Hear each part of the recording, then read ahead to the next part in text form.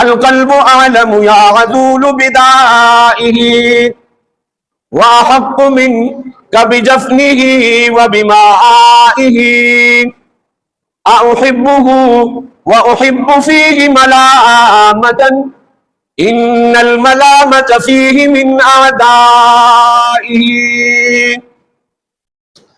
عجب الوشاة من اللحاة وقولهم دع ما نرى كذبت عن اخفائه. تو یہ سورہ بروج ہے، اس قصے کو سورہ بروج میں ذکر کیا. قتل اصحاب الاخدود النار ذات الوقود اذ هم عليها قعود وهم على ما يفعلون بالمؤمنين شهود.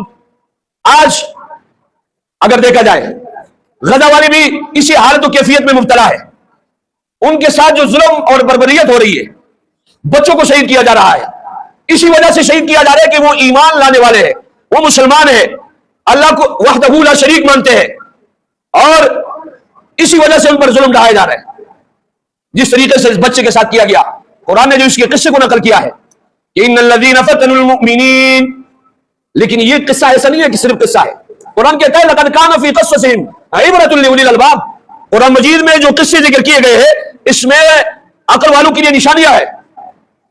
لقد کان فی قصصہم عبرۃ لاولی الالباب. اب اس قصے کو ذکر کیا گیا ہے لیکن اس کا حکم عام ہے.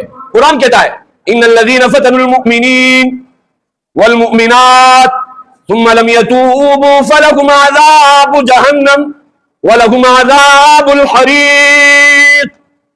جن لوگوں نے مسلمانوں کو، مسلمان مرد و زنوں کو آزمائش میں مبتلا کیا، فتنوا المؤمنین والمؤمنات ثم لم يتوبوا، پھر توبہ بھی نہیں کیا، فلهم عذاب جہنم، اللہ رب العزت فرما رہے ہیں ان کے لیے جہنم کا عذاب ہے، ولکم عذاب الحریق، اور ان لوگوں کے لیے جلانے والا عذاب ہے.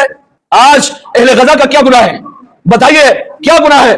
صرف وہ یہ کہتے ہیں کہ اللہ وحدہ لا شریک ہے، مسلمان ہے، ایمان لانے والے ہیں، اور یہ ان کے اوپر بربریت، ظلم اور ظلم کے پہاڑ ڈھائے جا رہے ہیں. ہلاکو خان، چنگیز خان کا نام ہم نے سنا تھا کہ انہوں نے مسلمانوں پر ظلم ڈھائے تھے، لیکن وہ ظلم ایسے تھے کہ وہ ظلم لوگوں کو نظر نہیں آتے تھے، لیکن یہ دکھا کر ظلم کیا جاتا ہے، دکھا کر ظلم کیا جاتا ہے کہ آج ہم ان پر بمباری کر رہے ہیں، اس کے ویڈیو کو بنایا جاتا ہے اور مسلمانوں کے پاس بھیجا جاتا ہے.